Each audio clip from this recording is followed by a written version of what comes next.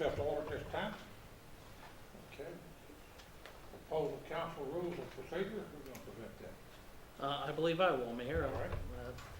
All right. Good afternoon, Mayor and Council. What you have in front of you is something I sent you last week as well to give you time to take a look at it. And this is just so to make it perfectly clear from a staff perspective, we want just to start the discussion on this. This is something you don't have to make a decision on today, tomorrow, next week, or whenever. It's up to whenever you feel it is ready, if it is. During some recent council meetings, there were discussions about how items are placed on the agenda, and there's been some issues over time where we've looked at it and said that issue and then other things that happened during council meetings for council that we thought perhaps it's worth taking a look at a formal set of rules of procedure. Because right now, what you just have is a section of the city code that says how the order of business of at all regular meetings is established by an agenda, and that otherwise you tend to use Robert's Rules of Order as a guide. And what, in looking at this, the thought was perhaps it would be time for a customized set of rules of procedure that could be used by council that would address how an item can be placed on an agenda. And this basically, I think, formalizes a lot of ways something you do as a staff, which is have the mayor, the manager, or any two members of council put it. We also added the attorney and the clerk to put an item on the agenda. That way, the mayor has always the authority to call a special meeting under state law. Any two members of council can call a special meeting. So we viewed it as if the law says any two members can call a meeting, any two members should be able to add an item to the agenda. And then there's also the possibility of how you'd add an item to a future agenda. You could make a request of that at a council meeting, at this meeting or your regular meeting, and that it tends to be added unless the manager or council member objects. And if there's an objection, then you could just do it in the normal process, which is when if any two members want to add it, you can add it. We also looked at an idea of if you have, and you haven't had this yet, but if you have 4 or more citizens speaking on the same topic at public comment, you limit it to 10 minutes so that way the entire group for the entire issue has 10 minutes, so you don't have folks coming back and saying the same thing for 3 minutes at a time and saying the exact same thing. The other thing that we put in is how you would handle zoning public hearings that are contested. And instead of having multiple speakers for 3 minutes each, you would limit it to 10 minutes aside total. That way the issues and arguments and discussions, you'd hear 10 minutes from the proponents of the zoning, 10 minutes from the opponents. And in that way you get more focused presentations, and that way it also saves time for council, and it also makes sure that the arguments are boiled down. And then the other thing that the rules, the proposed rules would do is state the types of procedural motions that can be used at a council meeting. So this is something that we thought perhaps would be worth your consideration.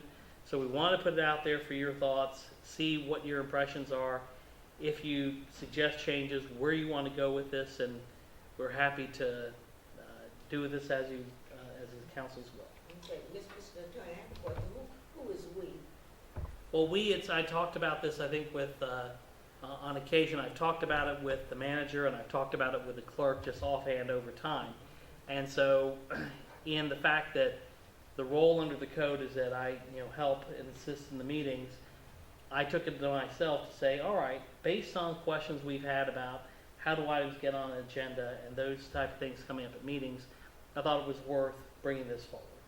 So you found that what we were doing was I wouldn't necessarily say incorrect, but was lacking in decorum or something? No, I wouldn't say lacking decorum. I think it's more of it's better to have a standard and that you have consistency to where instead of, on some occasions, is it because a member or two members proposed it, to make it clear that there would be a standard. And of course, at the end of the day, if you talk to the mayor and the mayor agrees to put something on, it ends up being the mayor's call. In a lot of situations, I think the mayor has talked to a council member, but there are times when you could look at it as instead of a member, but a couple of members could do this. And this way, my thinking in drafting it would be this would help set a consistent process. But, you know, it is whatever council wishes to do. Okay, so this is for our consideration. Yes, ma'am. Well, has it not always been that the two people could call a special meeting, any two council members? I mean, that's how it's been in the past. I mean, that's Yes, not sir. different, is it? That is, and that's why we said, when I put it together, I looked at it and said, well, if any two council members can call a special meeting, any two members should be able to put an item on the normal agenda. Well, I thought they could. It's the process we've used. I mean, but I we thought wanted- it, we I thought wanted- it'd been that way all the time. It's a process and a practice that the staff has used, but we didn't have it written down anywhere. So the thought would be, well, let's write it down. And then that way, if someone asks you, how does an item get on the agenda? Well, you're able to say, well, the city council's rules say this. I've read it, but I don't know where. That two people could put, the two council members could put it on the agenda or what, and I don't know if well, it wouldn't come out of a league book. Have we not got something written down like, that I've read somewhere that, We have an agenda, set of agenda rules, but those are usually governing how departments put an item on the agenda and agenda maybe deadlines. that's what I've read. But it doesn't govern, and I'll defer to the clerk, but I think it doesn't govern how a council member may choose to put an item on the agenda. I have a question as it relates to public hearings. Yes, ma'am. And I read this, but I haven't digested it yet. But what I think I heard was that there are 4 more people speaking about a particular, item in a zoning request, that they be allowed 10 minutes in total, right? So that's what the general public that's coming to the public hearing. That's right. Well, that's more, the 10-minute limitation is when you have two sides presenting on the zoning thing. Okay. But on your public comment period, if you have 4 or more people talking about any one item, let's say folks want to come and talk about a pothole that was on a street, and the same 4 people or 5 or 6 want to talk about it, then you limit that to 10 minutes. In the zoning process, if you have a contested hearing where you've got the applicant making a request and then say the neighbors are in opposition, each side will get 10 minutes total. So it doesn't matter on the number of people. If there's an opponent to the zoning, if someone's against it, then your 10-minute rule starts to apply. Say we've got a contested hearing, and a lot of people from a community comes out, part of them's for, part of them not. What determines, if it's cut off at 10, what determines who? Would we not be denying the person their right to make comments? No, ma'am, you would not be denying it, and if there's a concern that 10 minutes isn't enough, the rules that are proposed would give the council the right to say, well, then let's extend it. Maybe make it 15 minutes.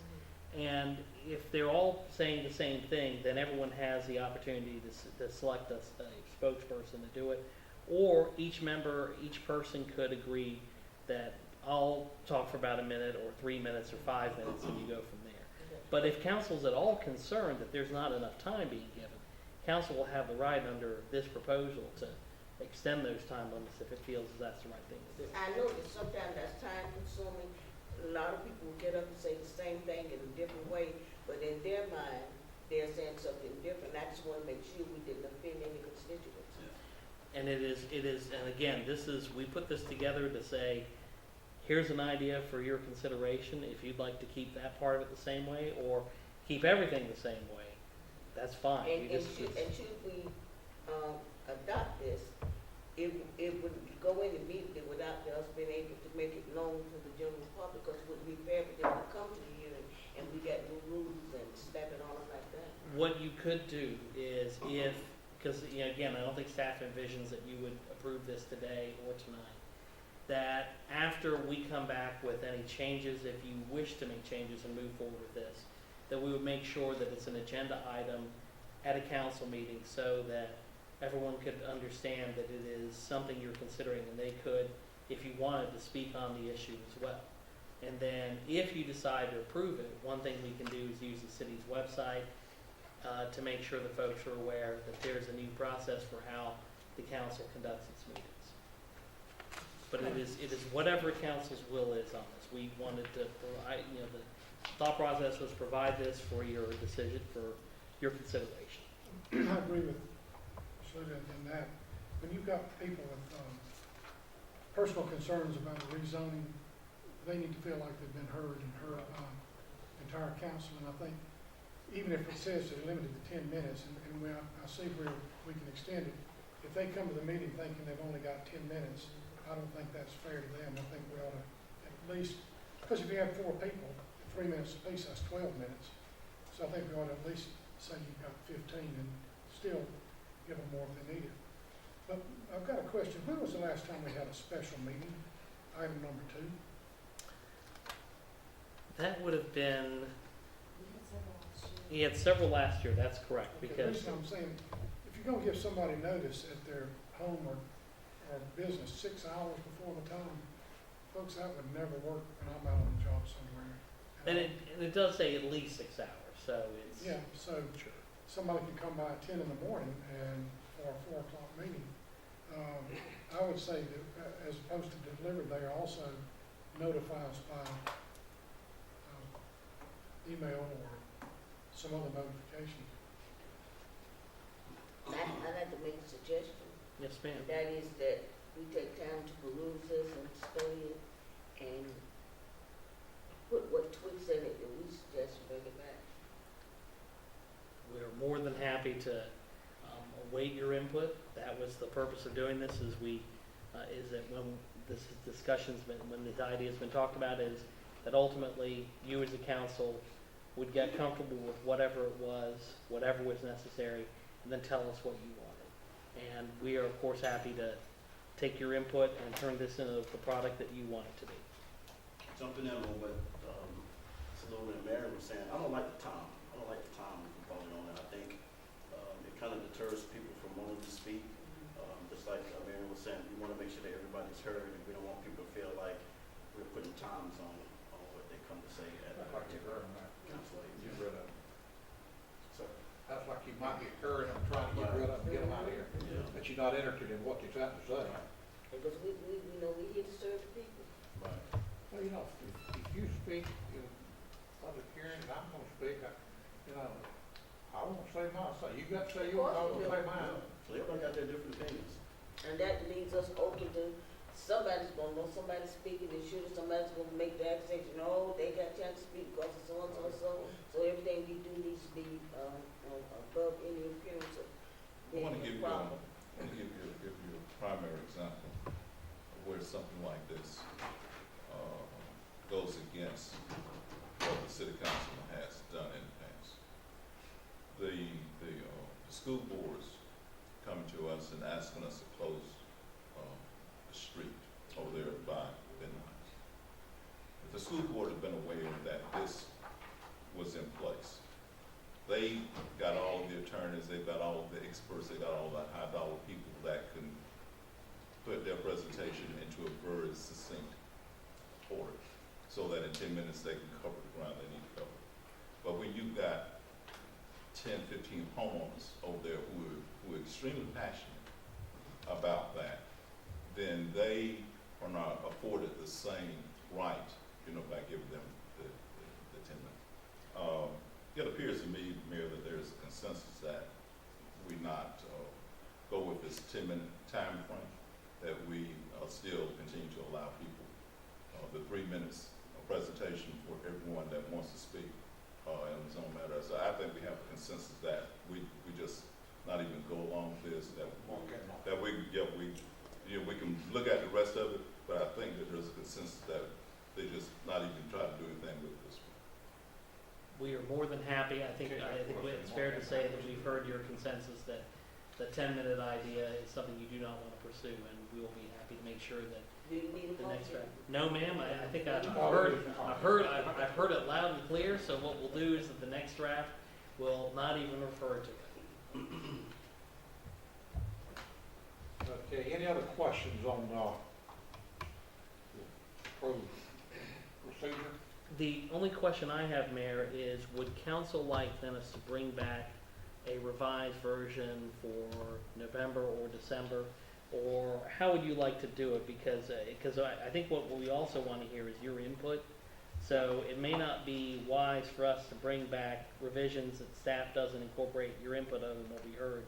So would you perhaps want to have council just contact me with suggestions, or, and then we can, when we're ready to bring you a revised document, that we do that? or- Well, that's fine with me if that's what they want to do, but, I want to ask this to the council first. Are there anything else jumping out that we don't want to see back again? Okay, No. okay, so everything else we can leave there. When would the council like to come back to consider, go back over it for consideration in a future meeting?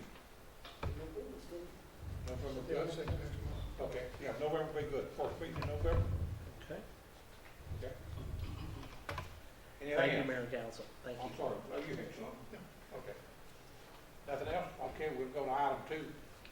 Thank you, Mayor. Members of City Council, last week I forwarded to you all the existing travel policy, and I think as most of y'all realize, the current policy was last updated in 2015, and since then we've had a number of new additions to City Council, and I think some of you, or at least I've seen a number of high-profile incidents involving government officials and travel incidents involving expenses and reimbursements, and it gave me cause for concern and whether or not our travel policy guidance was strong enough. I thought that in some areas it perhaps was not strong enough or clear enough.